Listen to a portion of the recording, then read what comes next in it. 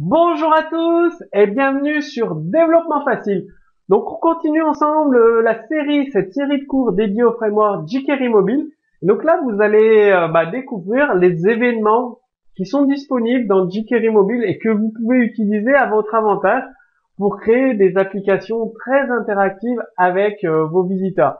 C'est-à-dire il faut savoir que jQuery Mobile il gère plusieurs événements spécifiques au périphérique mobile, comme tap, c'est lorsque l'utilisateur effectue une pression sur un élément et retire le doigt rapidement. Tap hold, il laisse le doigt appuyé pendant plus d'une seconde. Swipe, c'est lorsqu'il glisse, il touche un élément et il effectue un glisser vers la gauche, vers la droite, vers le haut, vers le bas. Swipe right, c'est un glissement vers la droite. Swipe left, un glissement vers la gauche. Donc c'est des événements que vous pouvez écouter. Suffit d'utiliser le code source, de les écouter sur une div par exemple, enfin avec un identifiant de div, et de lancer vos actions après le clic de l'utilisateur ou lorsqu'il effectue un glissement, à vous de voir. Faut savoir que lorsque l'utilisateur tourne son téléphone portable de portrait en mode paysage, jQuery Mobile diffuse l'événement orientation de change et il est possible de mettre en place des actions spécifiques comme cacher certains éléments, en montrer d'autres, redimensionner des éléments ou les déplacer, parce que en mode portrait et en mode paysage, votre site internet, il doit s'adapter, en tout cas son affichage doit s'adapter. Donc écoutez l'événement orientation de change et il envoie un paramètre avec la chaîne de caractères portrait ou landscape pour mode portrait ou mode paysage, et comme ça vous permet d'adapter votre site internet en fonction du mode landscape ou portrait, du mobile ou de la tablette de votre utilisateur. Vous avez les événements, tout ce qui est événements d'initialisation de page, donc l'événement page init qui se produit une fois que tous les éléments de la page ont été traités par jQuery Mobile. Donc vous pouvez lancer des actions, donc par exemple avec du JavaScript effectuer des modifications directement dans le DOM de la page. Donc avec l'événement page before create, donc avant que la page soit créée, vous pouvez réaliser ces changements. Donc, par exemple, ajouter un item, un élément dans une liste, ajouter des éléments en manipulant le DOM directement. Si vous ne souhaitez pas utiliser les éléments de présentation de jQuery Mobile, mais plutôt vos propres éléments de présentation, il suffit de générer un événement page before create qui va renvoyer la valeur false pour empêcher jQuery Mobile de convertir la page avec les graphismes de jQuery Mobile, tout simplement. Ou sinon, vous souhaitez manipuler des éléments de la page après que jQuery Mobile ait affiché celle-ci, vous pouvez ajouter votre code avec le gestionnaire d'événements page init et rajouter des éléments après le chargement de la page, tout simplement. Donc, c'est un événement page init très très pratique. Vous avez les événements, tout ce qui est création de page. Donc, il est possible d'insérer du contenu dans une page mobile après que jQuery Mobile ait initialisé la page et traité tous ces éléments. C'est-à-dire, la page s'affiche pour l'internaute, vous avez un formulaire, des boutons, et lorsque l'utilisateur clique sur le bouton valider, vous pouvez créer un formulaire en manipulant le DOM en JavaScript et l'afficher au format, donc avec les graphismes de jQuery Mobile. Donc, du coup, il suffit de faire appel à l'événement create pour que jQuery Mobile réanalyse les nouveaux éléments et l'applique le bon graphisme, tout simplement. Vous avez également jQuery Mobile Change Page qui gère, lui, cet événement, le changement d'une page vers une autre page. Donc, jQuery Mobile, avec cette méthode, s'occupe du chargement de la page cible via Ajax, la transformation des feuilles de style par les feuilles de style, c'est-à-dire votre formulaire, il est affiché au format jQuery Mobile, si je puis dire, et des effets de transition. Avec cette méthode Change Page, il est appelé automatiquement dès que l'utilisateur clique sur un lien vers une autre page. Mais vous pouvez l'appeler directement pour modifier des pages avec votre propre code. Donc, il faut savoir que la méthode Change Page déclenche les événements suivants. Je vous en ai parlé il y a un instant. Page before create. Donc, lorsque la méthode Change Page commence à fonctionner, c'est avant toute action de sa part, vous pouvez utiliser cet événement, donc écouter cet événement. Page change, c'est juste avant que Change Page, la méthode Change Page ait terminé son action.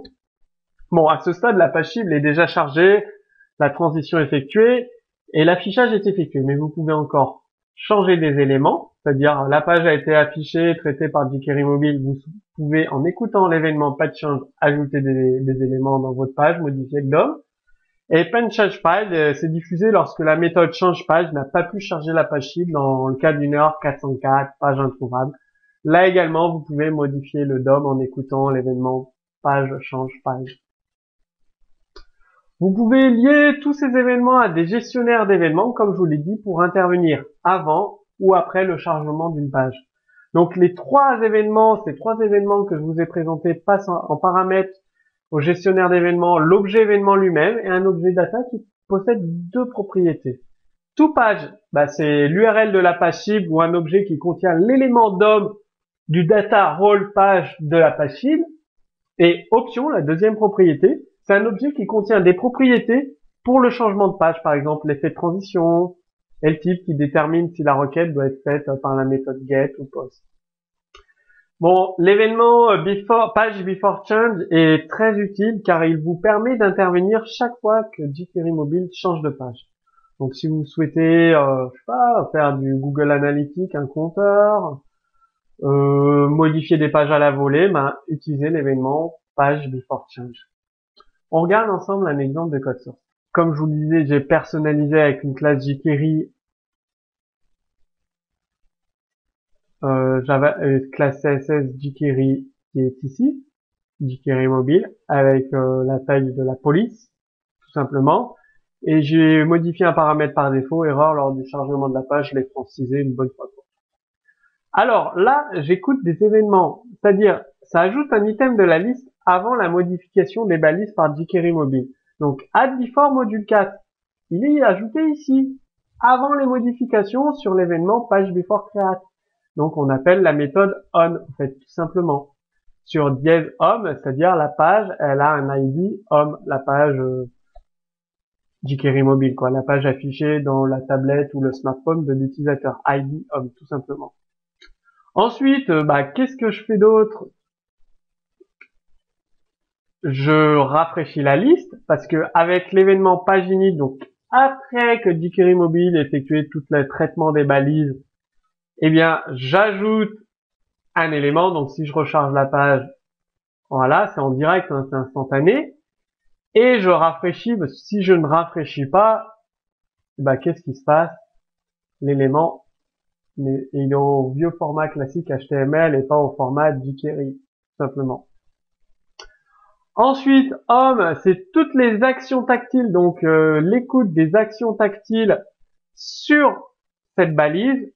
Donc la balise div, appuyer pour tenir ou faire glisser, qui est ici.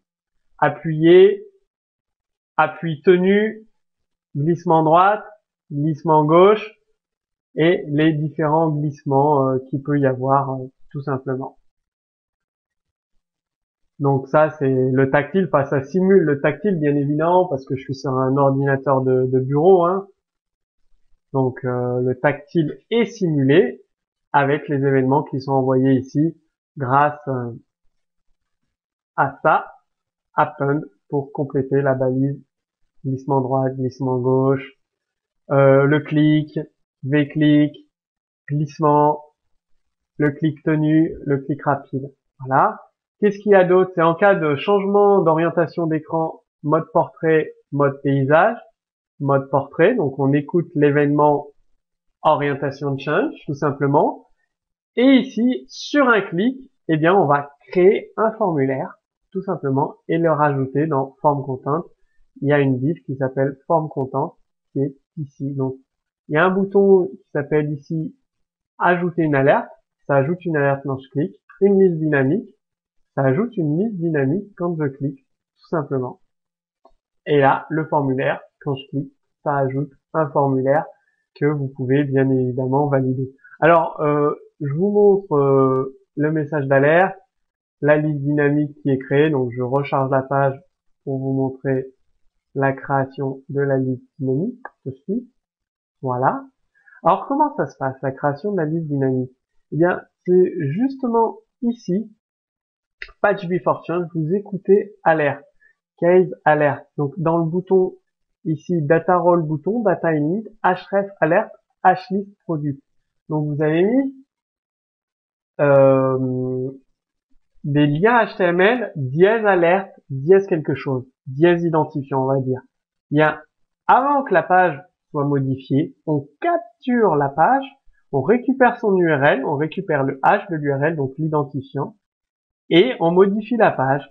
Tac, on affiche une alerte, on affiche une liste, tout simplement. Donc vous avez vu la puissance de l'événement page before pour modifier en direct vos applications jQuery.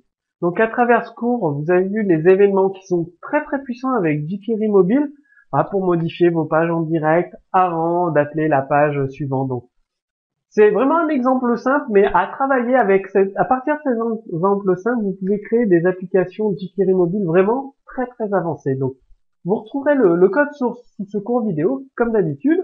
Si vous avez des questions, posez-les sous ce cours vidéo. Et je vous invite dès maintenant à passer à la deuxième vidéo. C'est-à-dire, au-dessus de cette vidéo, vous avez une image cliquable qui renvoie sur la deuxième vidéo. Ou alors, vous attendez la fin de cette vidéo, elle va se transformer en lien cliquable.